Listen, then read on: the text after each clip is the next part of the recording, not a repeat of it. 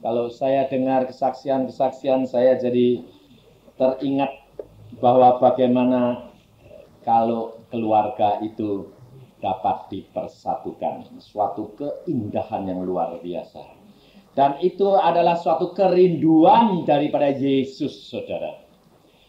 Di mana Yesus sudah pernah berkata, dia di mana 2 atau 3 orang berkumpul di dalam namaku, maka aku ada di tengah-tengah mereka. Ini kerinduan Yesus. Karena apa? Karena keluarga Allah sudah pecah pada waktu Adam dan Hawa jatuh dalam dosa. Dan mulai kekeluargaan itu mulai tidak ada kedamaian dan kesejahteraan. Tetapi Yesus datang untuk mengembalikan kesatuan ini kembali. Tapi heran saya, justru banyak suami-suami istrinya itu tidak boleh persekutuan. Aneh tak? Padahal kuncinya adalah menuntun kita semua menuju kepada kasih yang mula-mula. Kita harus kembali. Itu harus. Maka pengalaman kami juga sudah menyatakan bahwa Tuhan didik saya harus melalui dari dalam keluarga lebih dahulu. Tanpa kesatuan keluarga, hidupmu tidak ada damai. Tetapi mengapa hal itu kerap kali terjadi? Di dalam firman Tuhan sudah mengajar kepada kita sekalian, supaya kita itu tahu, jangan cari salahnya siapa. Itu sudah dari nenek moyangnya sudah begitu. Yang penting bagaimana kita dapat mengatasi. Ini loh saudara. Hidup kekristenan itu jangan cari-cari salahnya orang. Tapi hidup kekristenan adalah menghadapi apa yang ada di depan kamu. Dan engkau punya kuasa untuk mengatasinya. Ini loh saudara. Jadi kalau tadi ibu tadi bersaksi, saya itu, saudara itu kerap kali, makanya saya ingatkan berkali-kali. Selalu saudara itu menjadi anak Tuhan, selalu inginnya apa? Kepingin konseling. Loh, saya bilang, kamu berdoa minta sama Tuhan, nanti hambanya diatur sendiri, saudara tahu. Tapi saudara itu enggak, senangnya cari manusia. Sebabnya apa? Mungkin Pak Yusa itu lebih dekat kok. Jadi kalau minta-minta itu dikasih, kok enak. Saya manusia biasa seperti saudara, tahu enggak? Tapi kalau Allah minta kepada kamu, minta kepada Allah, Allah sanggup memerintah hambanya siapa saja muslim. Saudara tahu? Ibu tadi itu enggak minta sama saya. Suaminya ya enggak minta saya konseling. Tapi beberapa hari yang lalu Tuhan berkata, panggil dia. Loh Tuhan, orang lain nunggu. Itu urusan mereka. Aku yang berkata, panggil dia. Saya panggil suaminya. Tadi pagi ngobrol sama saya khusus. Karena apa? Tuhan ngomong sama saya. Keluarga itu bereskan. Sebab harus terjadi kesukacitaan di dalam keluarga itu. Kesatuan mesti terjadi. Karena apa? Allah yang punya rencana. Dan ternyata suaminya saya tanya, "Lah, aku sudah berdoa Pak Yusa. Tuhan berikan kami satu orang yang dapat menyatukan kembali, bisa mengertikan." Ini loh saudara. Minta kepada dia, dia akan atur hidup saudara. Tahu enggak? Semuanya diubahkan jadi baik. Hidup di dalam dia itu suatu kesukaan saudara. Maka kita tidak usah takut. Kenapa kita kerap kali menjadi orang Kristen tidak ngalami? Kita kerap kali khawatir dan tidak pernah mempraktekkan menggunakan nama Yesus. Betul enggak? Kalau kita di luar, enggak usah pakai nama Yesus. Kan Tuhan Yesus bilang, kalau sembahyang itu masuk kamar kunci. Jadi kepercayaan itu enggak usah diumumkan. Saudara tahu. Saudara yang Frans tadi bersaksi bagaimana? Kalau saya tidak pergi, tidak apa-apa kok Pak. Tapi saya percaya ini kehendak Tuhan. Demikian dia dengar Tuhan, mulai mikir 1000 kali dia. Saudara tahu? Engkau ini punya kuasa, cuma saudara tidak pernah berani menggunakan. Maka saya berkata, praktekkan praktekkan, maka engkau akan melihat kuasa Allah dinyatakan. Beberapa tahun yang lalu kalau tidak salah, Ibu Hosea datang kepada saya bilang gini, Pak Yusa, rumahku ini nanti bakal bisa dilelang ini. Karena apa? Sertifikat belum keluar terus, sudah tahun-tahunan. Dia enggak minta konseling, dia cuma cerita gitu. Pada saat itu Tuhan bicara sama saya. Percaya, katakan, gunakan kuasa Allah, dan mulai pulang berdoa. Doanya bagaimana? Dalam nama Tuhan Yesus, agraria beresin. Dia melongok karena jadi merintah orang lain. Nah, saya berkata, katakan, mulai berdoa hari ini pasti selesai. Sebelum tanggal dia ditagih sudah selesai, saudara. Karena apa? Karena saudara itu nggak berani sih. Suruh nyoba, nggak berani. Gunakan kuasa Allah. Yesus sendiri sudah berkata kepada murid-muridnya, selama ini engkau belum pernah minta di dalam namaku. Minta dalam namaku, aku lakukan. Ya, saudara. Karena Allah kita adalah Allah yang luar biasa. Dia Allah yang mau menyatakan kehadirannya di dalam kehidupan saudara. Tetapi pakai kesucian dan kekudusan Allah yang penting. Maka kita akan melihat perkara-perkara besar yang Allah lakukan. Dan kita akan menjadi orang yang penuh dengan sukacita. Kita akan belajar firman Tuhan. Di dalam Roma pasal yang ke-7.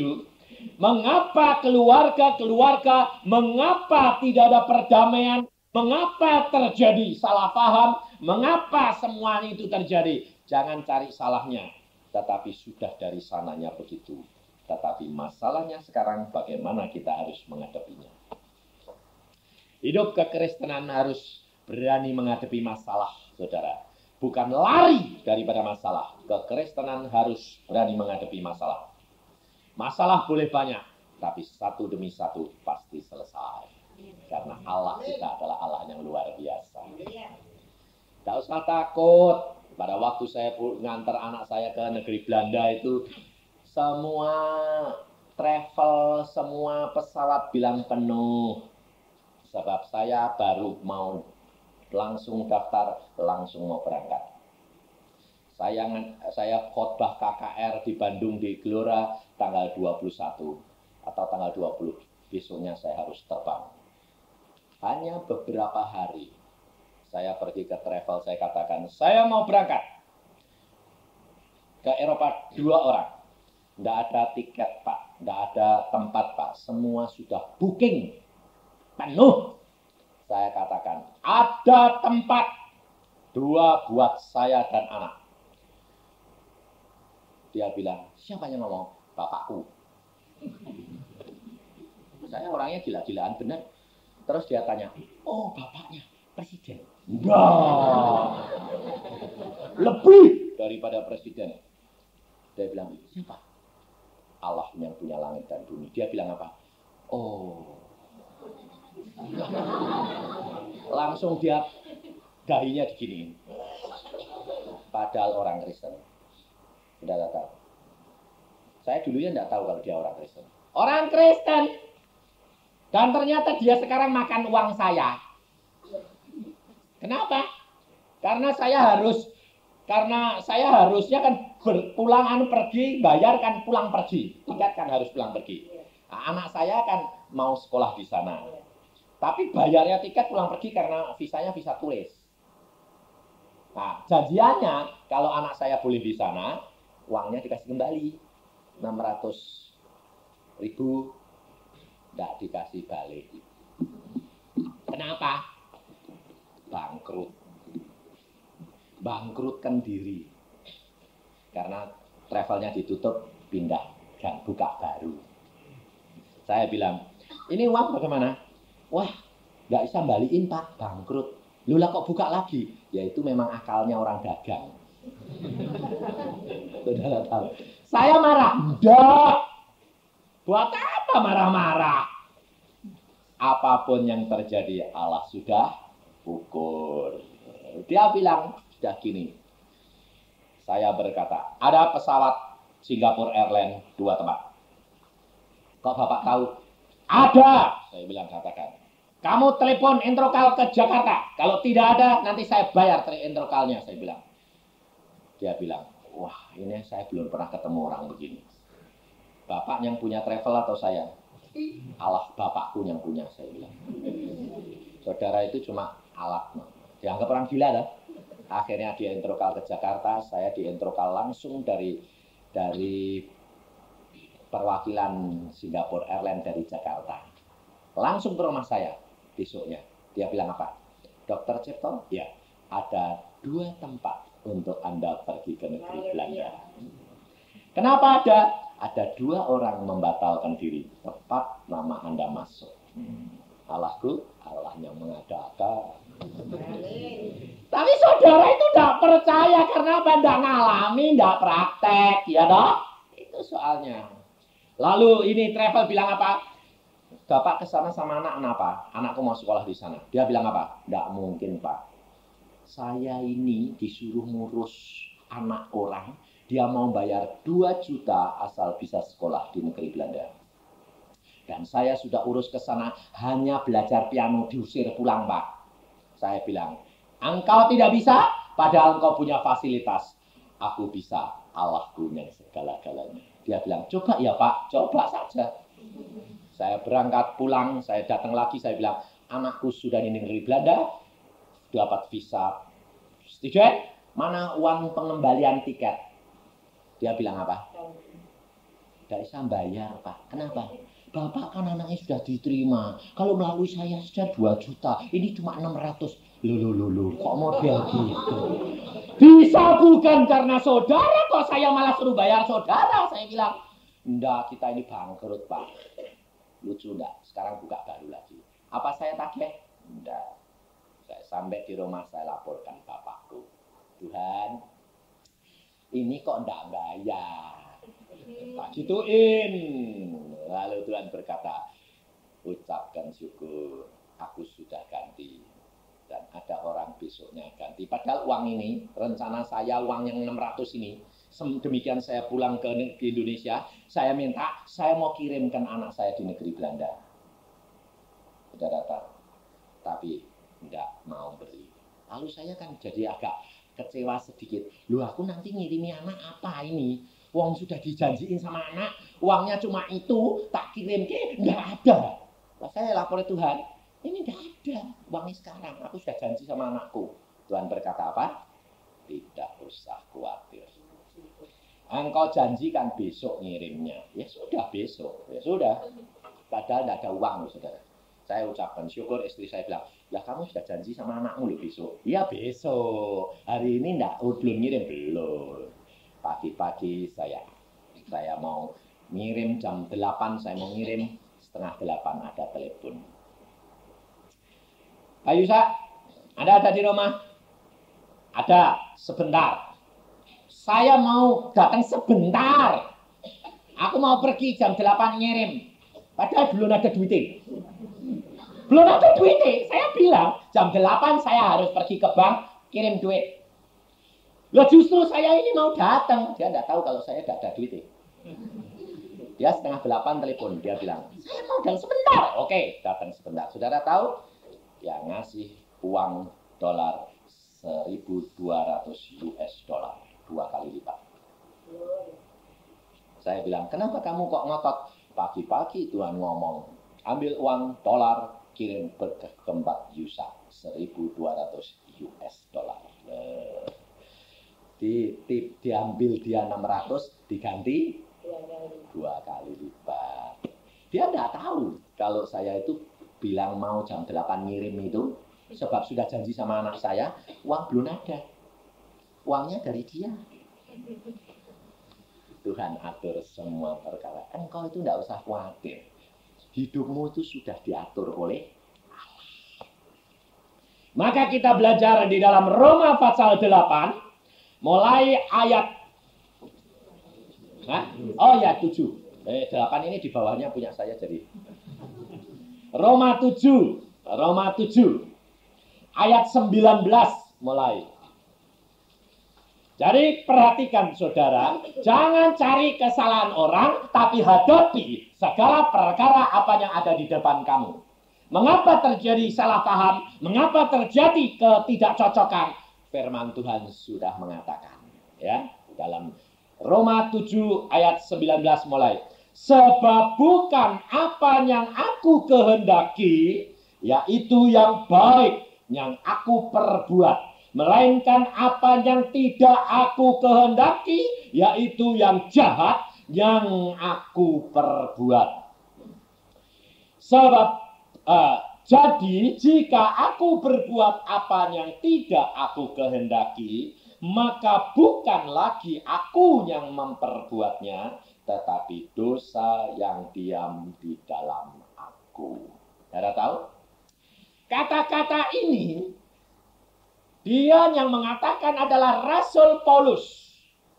Rasul Paulus ini adalah seorang kaya raya. Sebab dia sekolahnya kepada Gamaliel, guru terkenal di seluruh Israel. Nomor 1. Kalau orang tidak kaya raya, dia tidak akan dapat sekolah sama Gamaliel. Kedua, dia orang yang pasti pandai. Karena apa? Gamaliel hanya mau menerima orang yang cerdik. Semua disaring. Saudara tahu sekolahan di sini juga, kalau sekolah itu top, otomatis mesti muridnya saringan, betul tidak? Di Israel, Gamaliel itu adalah guru yang paling dihormati. Rasul Paulus ini adalah seorang yang kaya raya dan seorang yang pandai. Dan dia mendapatkan kelulusan semuanya itu cum laude, luar biasa, luar biasa. Sehingga semua imam-imam kenal dia baik. Pada waktu dia datang dan dia lihat bahwa orang-orang Kristen ini menjadi duri buat dia. Karena dia orang Farisi.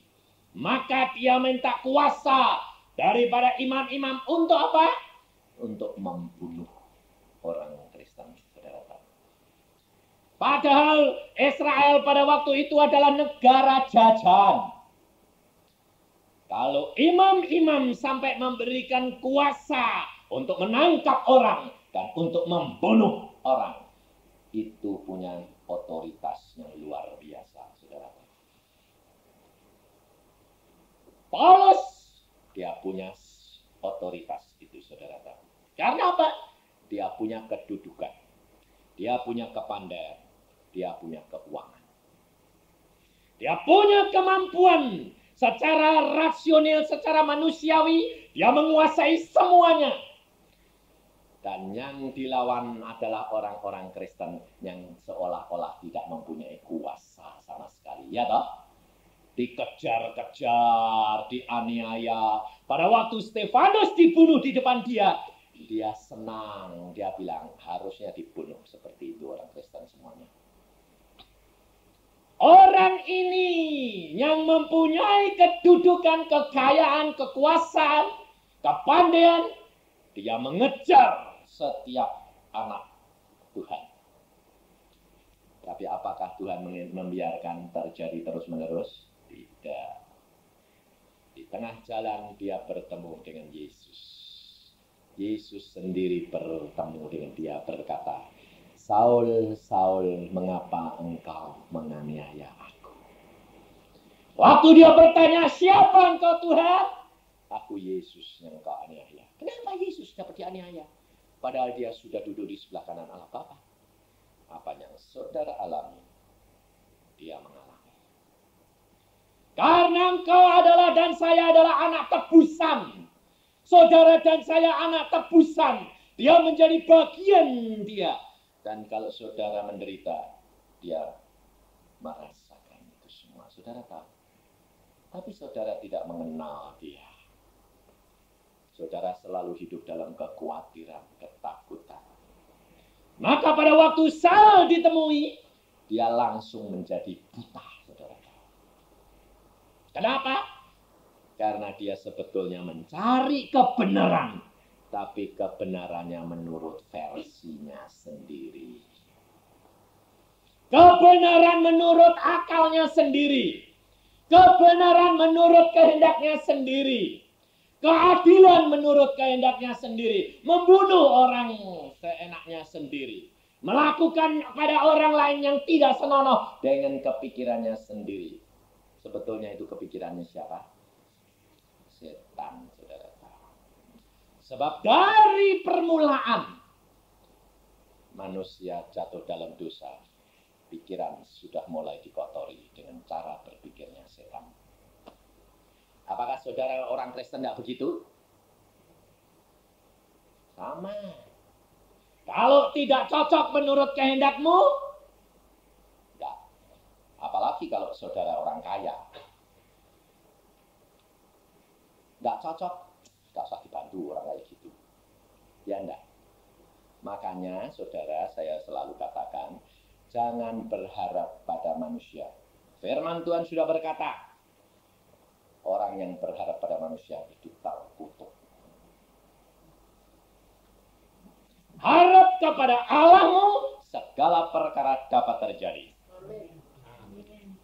Berapa banyak orang kaya di sini menderita penyakitan. Coba. Tapi kalau kita orang yang diberikan berkecukupan, kalau kita kenal Yesus, kalau engkau hidup dengan kekudusan, penyakit tidak akan dapat mampir ke tempatmu, saudara. Ini janji Yesus. Maka dari itu kita harus keluarkan. Ada satu keluarga, pada waktu saya tidur di rumah dia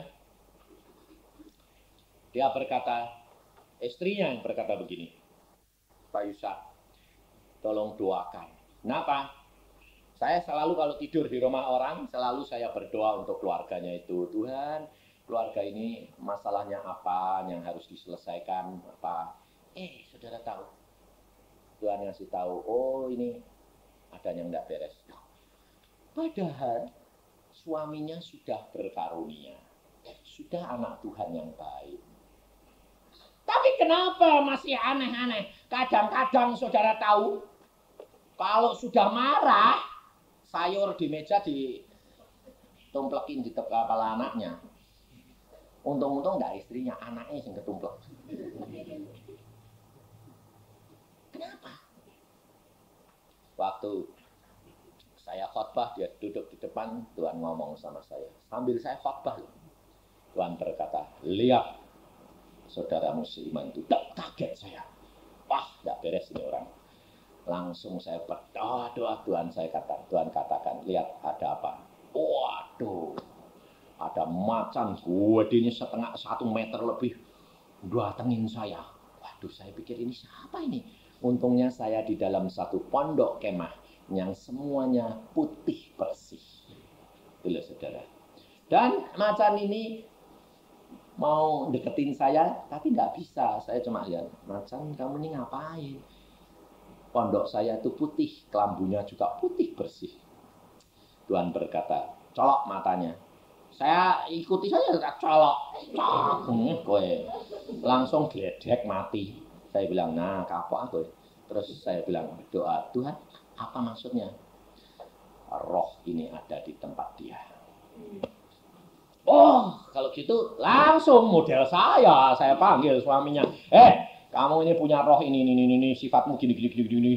Wah iya cocok, itu masih ada di tempat saya. Ayo sembahyang, suami istri datang masuk kamar, colok, buka matamu. Saya bilang, tak colok. Model saya, orangnya agak mau lama-lama habisin beres. Saya bilang, inilah saudara, hidup kekristenan itu jangan kita ragu-ragu. Segala sesuatu Allah akan memberi tahukan kepadamu. Karena ini janji daripada Allah. Di dalam Yohanes pasal yang 16 ayat 13 berkata, Dia roh kebenaran, Roh Kudus yang aku berikan kepadamu. Dia akan menuntun engkau dalam seluruh kebenaran. Dan dia akan memberitahukan kepadamu perkara-perkara yang akan datang. Diberitahu. Jadi saudara itu jangan cari hamba Tuhan, nanti kecewa. Tapi cari Yesus. Segala sesuatu diatur oleh Yesus. Karena hamba Tuhan saya ini tidak bisa apa-apa. Kalau saudara saya tidak dikasih tahu Tuhan, ya tidak bisa apa-apa. Percuma. Maka pada waktu saya khotbah di tempat Etna, ada seorang ibu datangi saya, terima kasih Pak Yusa. Ada apa? Terima kasih. Oh, gondokku ini loh hilang. Kapan hilangnya? Oh, pada waktu Pak Yusa itu doakan. Tidak tahu, saya bilang. Saya doa buat kamu ya, saya doa. Saya lihat gondokmu ya masih egol-egol gede, saya bilang.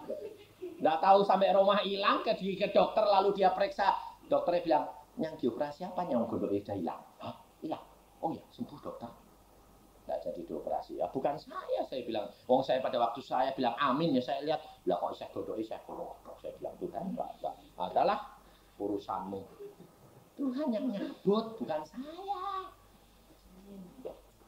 Di Jakarta lagi terjadi, bukan sembuh malah mati. Mertuanya bilang, anak mantunya bilang, Pak Yusa, tolong doain dong Pak Yusa. Loh, kamu manggil saya itu nanti kalau mertuamu mati kamu digantung ambek mertua perempuan, Bu, tahu enggak? Undang-undang Yusa makai mati ya. Nah daripada sakit-sakit dan kasihan sih Pak. Kalau mati ya biar mati. Ya sudah biar sih Pak, ya wis. Saya datang ke sana, saya doakan. Orangnya masih tidur. Saya bilang, tidak usah dibangunin.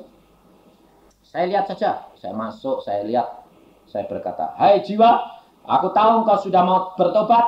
Aku percaya engkau sudah bertobat dan engkau diselamatkan. Tapi waktumu tinggal sedikit. Percaya Yesus, selamat. Saya bilang, amin.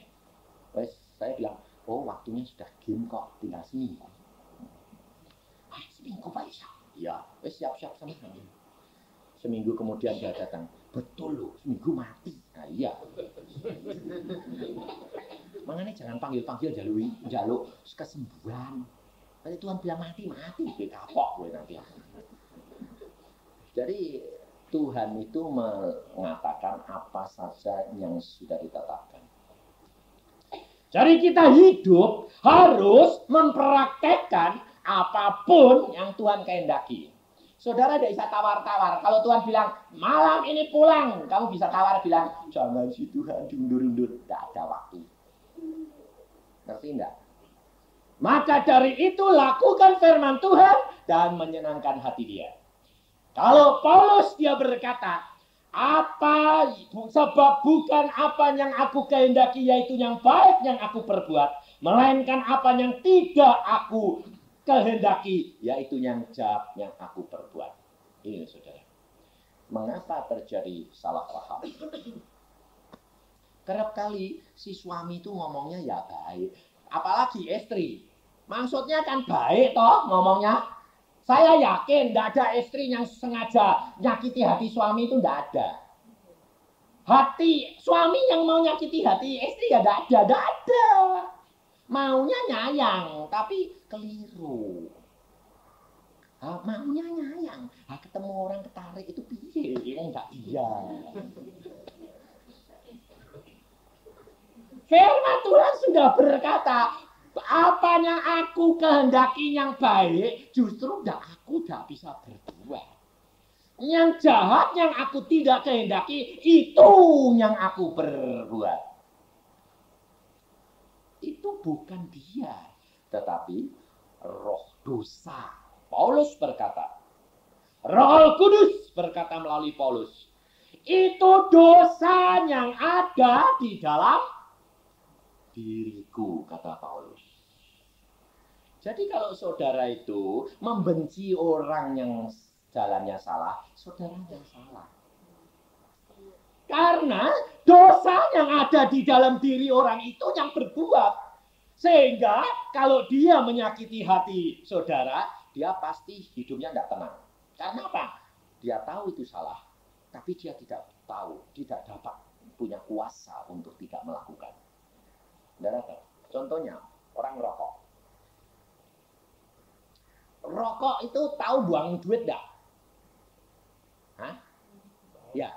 Tapi yang punya ini punya pabrik rokok. Kalau tidak ada orang rokok nanti dia bangkrut.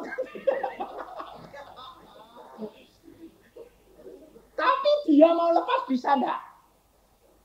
Enggak bisa. Bisa kalau dia mau. Mau bisa enggak? Enggak bisa kalau tidak Yesus yang memberi kekuatan. Saudara tahu? Contohnya peminum, penjudi, penjina, pemabuk, itu semuanya tidak bisa. Nah, saudara saja, perempuan-perempuan ini terkenal cerewet toh ya.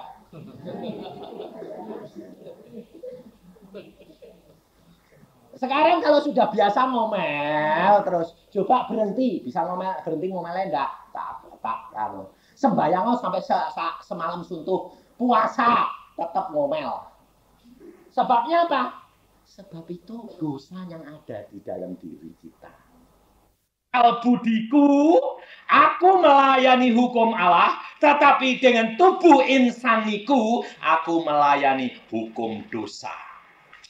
Lalu ayat 24, aku manusia celaka, siapakah yang dapat akan melepaskan aku dari tubuh maut ini? Syukur kepada Allah oleh Yesus Kristus Tuhan kita.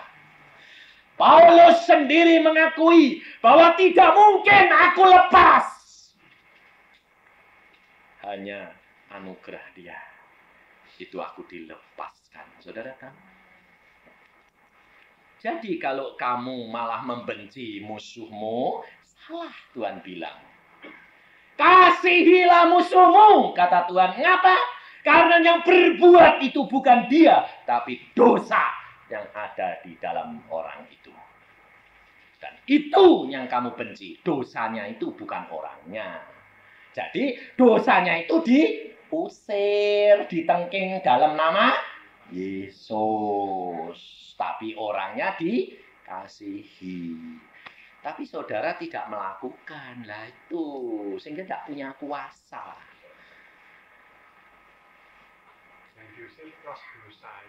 Iya, dosanya itu. Roh dosa di dalam diri orang itu yang melekat itu yang diusir. Ini saudara harus tahu. Sebab hidup kekristenan tidak bisa lepas daripada situasi dunia. Saudara mau baik. Saudara naik mobil. Pelan-pelan baik. Ditabrak orang. Loh ya toh? Ada enggak? Ada. Saudara baik pelan-pelan malah diklaksoni terus. Jalan kok pelan-pelan. Malah bikin macet orang loh. Dan cepat-cepat nabrak. Pelan-pelan dimaki orang. Halo ya toh? Hah? Hah? Sedeng-sedeng.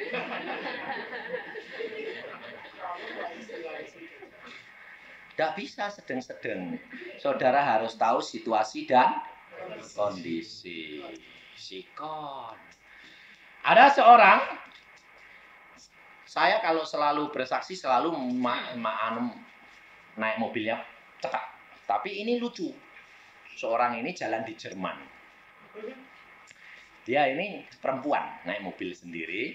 Karena dia perempuan sambil muji-muji Tuhan naik mobil kendaraan ini di jalan yang agak pelan. Nah, kemudian di depan dia ini ada truk. Truk sana itu bannya 24. Kacanya gede-gede, besar-besar. Di depan dia, tapi di sebelah kenceng. Dia di sebelah yang apa tuh lambat. Jalur lambat kan sebelah kanan. Kalau di sini kan kiri, sana kanan, kebalik. Saya nyopir itu kepengennya ke kiri, terus dia di sebelah kiri, pelan-pelan sambil muji Tuhan gitu. Tuhan bilang apa? Cepetin. Loh dia bilang, Tuhan, biasanya itu orang nyopir kalau jalan itu malah disuruh pelan-pelan, kok malah aku suruh jalan cepat. Loh, saudara tahu. Tapi karena dia itu dengar-dengaran, seorang dokter gigi juga ini, perempuan, nyopir, Tuhan suruh cepat ya, tak cepetin nah. Truk ini diselip sama dia. Cepet. Jalan depan. Tahu? Dia baru nyelip truk ini. Truk ini muter 2 kali, kacanya pecah semua dan melintang di jalan. Seandainya dia di belakangnya persis dia akan hancur ketindih truk itu. Karena truk ini jalannya cepat. Dan ternyata selip muter di belakang dia persis. Seandainya tadi dia di belakang truk, dia akan gepeng ketindih truk. Saudara tahu? Belajar peka, dengar-dengaran, dan menurut. Belajar menyerahkan hidupmu setiap langkah. Coba sekarang setiap pagi berdoa, lalu melangkah saja setiap hari. Kalau ada Tuhan berbicara, suara hati berbicara, kamu berdoa. Tuhan, kalau ini engkau, jadi. Kalau tidak, jangan. Lakukan. Belajar, saudara. Belajar dengar-dengaran. Maka engkau akan melihat perkara-perkara besar yang Allah lakukan di dalam dirimu. Dan engkau tidak akan menghakimi orang lain.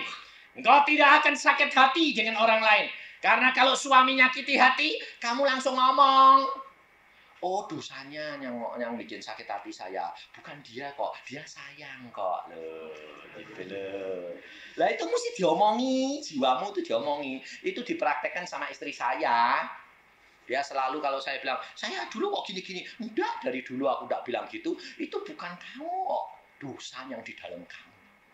Tapi kamu tuh baik, sayang aku sayang sungguh sekarang. Kita harus mempraktekkan. Karena kehidupan kekristenan itu bukan khayalan. Bukan sekedar belajar-belajar. Tetapi adalah mempraktekkan apa yang Yesus katakan. Saudara. Paulus seorang yang terhormat. Seorang yang punya kedudukan, seorang kaya, seorang pandai. Dia mengatakan, apa yang dulu aku anggap mulia, ternyata semuanya itu sampah. Tapi sekarang apa yang aku dapatkan, dulu aku anggap sampah, ternyata inilah kemuliaan yang aku dapatkan. Saudara tahu. Kini sudah sampai waktunya. Saudara dan saya sudah disiapkan bahwa dunia ini tidak tambah lama, tidak tambah baik. Saudara tahu nggak? Resesi dunia, kesulitan, kejahatan, ini tambah lama, tambah banyak atau tambah sedikit? Tambah banyak.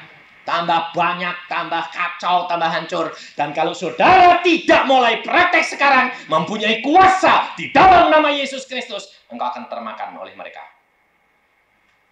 Saudara tahu, engkau pergi takut, nanti dirampok.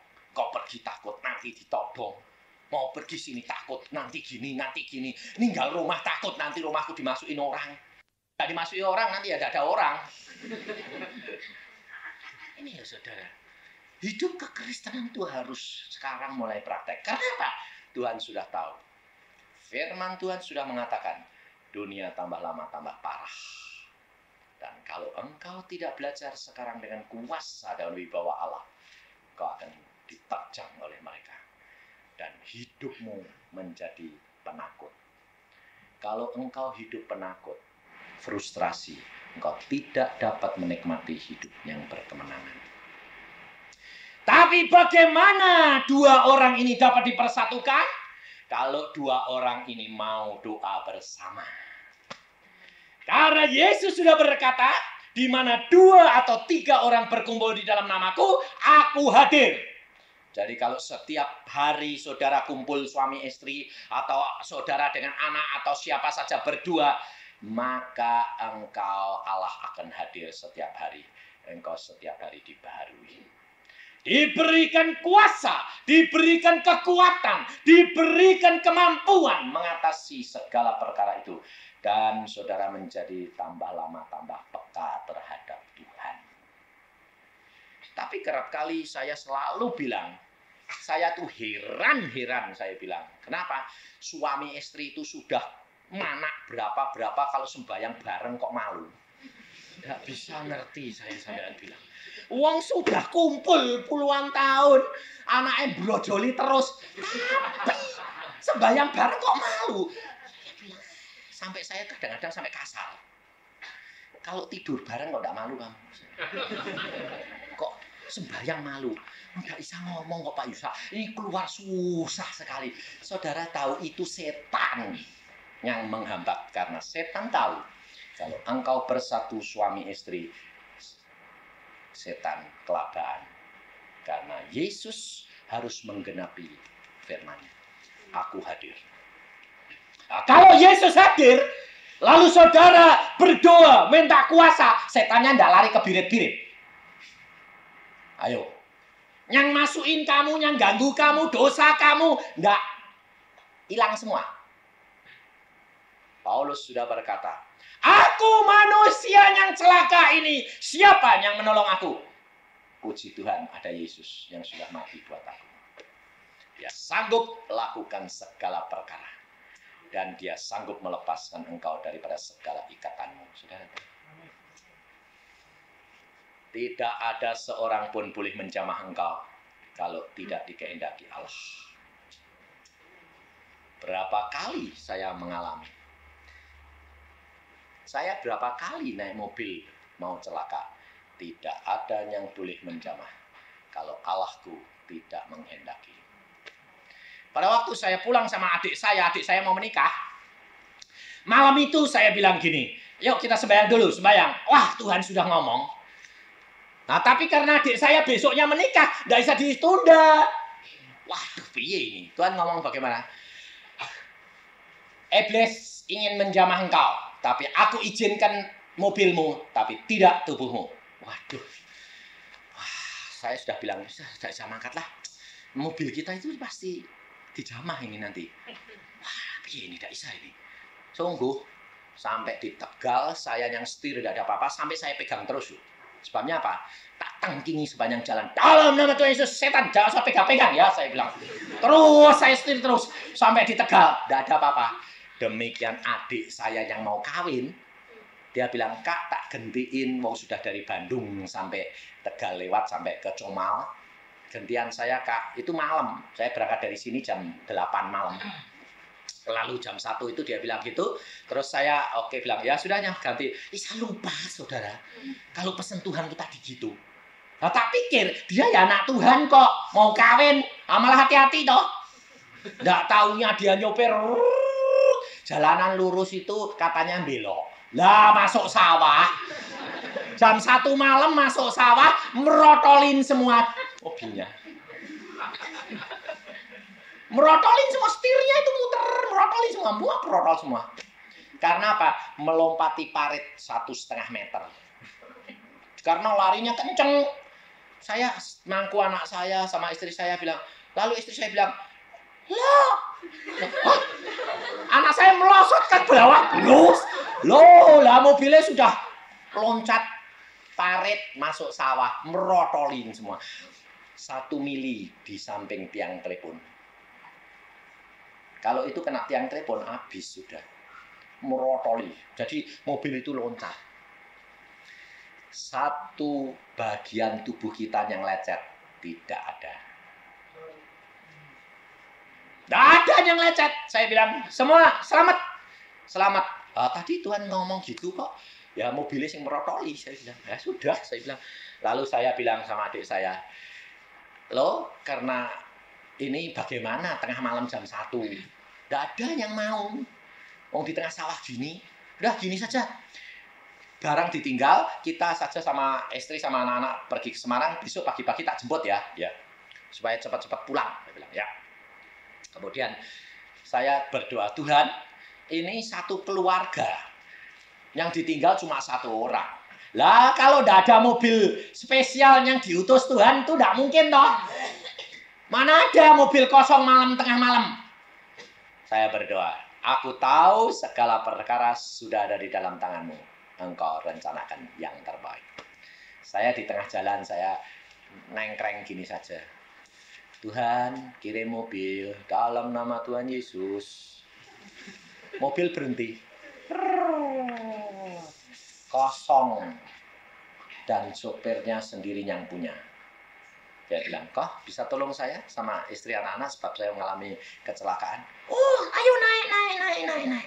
Dia cerita bagaimana. Dia bilang gini, saya ini barusan beli mobil Dari Bandung mau tak bawa pulang ke Surabaya. Tapi aneh, saya mau berangkat, tidak pernah selamanya saya jual beli mobil, bawa mobil sendiri. Belum pernah saya bawa mobil malam hari. Saya paling tidak suka. Selalu saya pulang jam 12, jam 1. Tapi hari ini aneh, mau pulang jam 12 tidak bisa, jam 1 saya jam 2 tidak bisa, jam 4 sampai jam 9 baru pulang. Jadi di belakang saya. Sampai saya heran. Nggak taunya saya ini disediakan mobil saya untuk nolong Anda toh. Bukan orang Kristen. Saudara tahu? Allah sudah atur segala perkara. Lalu besoknya pagi-pagi, saya ambil mobil itu bawa apa? Bawa kawat tok. Lain tidak, saya bawa kawat segulung. Karena apa? Kalau mau bikin betul mobil itu, mesti sehari suntuh tidak selesai. Betul tidak? Karena mau nikah lah ini piye? Pas aku ambil kawat, saya bilang, dalam nama Tuhan Yesus, saya yakin saya bisa mobil itu jalan. Pirot sembarang tak taleni sama kawat. Padahal setirnya itu muter gini loh. Terus saya rut-rut sama kawat. Akhirnya saya minta tolong orang kampung, diangkat keluar ke jalanan. Saya cuma bayar Rp2.000. Ongkos mereka, dia bilang 2.000 saja Pak, cukup. Ya, kita kan nolong, ya, kita angkat masuk. Saudara tahu itu mobil bisa jalan. Tapi kalau mau belok sedikit, gitu. Nggak bisa sedikit, tapi habis pegangannya pakai kawat semuanya. Dari Comal sampai Semarang 6 jam. Padahal sebetulnya cuma 2,5 jam. Pelan-pelan jalannya 20-30. Sampai di rumah malam, lalu sampai di Semarang, saya bilang sama istri saya, langsung naik, pulang. Sebab kalau tidak pulang, mobilnya mesti berhenti di jalan. Sebabnya apa? Sebabnya setirnya gini, tidak ada anunya, ini pegangannya kawat tok. Saya bilang, lalu istri saya, ayo naik, anak-anak bawain masuk, pulang, ayo pulang. Saya bilang, sampai Jepara 80 kilo jam 4 pagi. Lalu saya masukkan ke garasi, bapak saya bilang, kok sampai malam? Nanti papa tahu, kalau besok papa meriksa mobil. Sekarang enggak usah, wong mau mantu. Besok bapak saya sama om saya sudah datang semua karena mau mantu, saudara tahu. Setir itu diputer-muter terus. Bane enggak jalan. Dia bilang mobil gini saja. Mana mungkin? Wong muter terus. Waktu dinaikkan saudara, semua kawat putus. Dan merotolin lagi di garasi. Sampai dia bilang, kamu kemarin bawa mobil ini dengan seluruh keluarga. Ya. Lah bisa menggok, muternya bagaimana? Segala perkara dapat. Kalau aku mau belokkan dalam nama Yesus, belok. Saya bilang.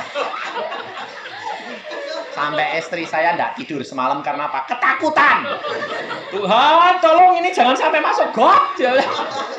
Tapi sampai, saudara tahu, sampai sekarang mobilnya ada di rumah. Dibuat kenang-kenangan. Saudara tahu, di dalam Allah segala perkara bisa. Makanya istri anak-anak saya itu melihat suatu kenyataan.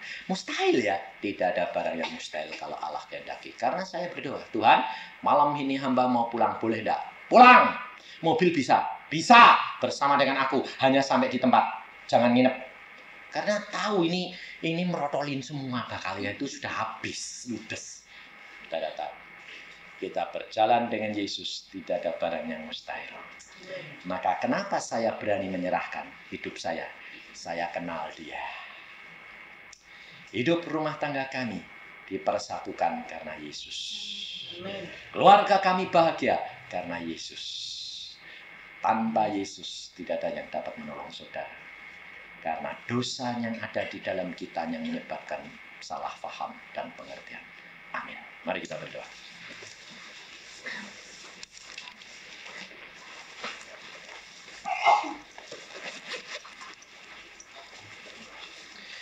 Tuhan, firman-Mu sudah hamba sampaikan. Kalau pada malam hari ini Engkau memperingatkan anak-anak-Mu supaya jangan mencari kesalahan orang lain. Tetapi kita tahu bahwa ada dosa di dalam tiap-tiap orang. Ada ikatan yang menyebabkan orang itu tidak dapat mengasihi dan menjadi batu sandungan, menjadi pertengkaran karena ada ikatan-ikatan dosa. Pada malam hari ini Tuhan, kami menyadari dan kami mau melepaskan itu dengan kuasa dan wibawa Yesus. Kau sanggup melepaskan kami. Tuhan, berikan kepada anak-anak-Mu kelepasan, kebebasan malam hari ini juga. Supaya mereka dapat mulai timbul dalam hatinya ada kasih, ada belas kasihan seperti ibu tadi yang bersaksi. Ada belas kasihan mulai timbul dalam hatinya yang menyatukan suami istri dan anak-anaknya dan musuh-musuhnya. Karena firman Tuhan sudah berkata, barang siapa berjalan menurut kehendak-Ku, jalan seseorang berkenan kepada Allah, maka musuh orang itu akan didamaikan. Karuniakan kepada kami Tuhan belas kasihan.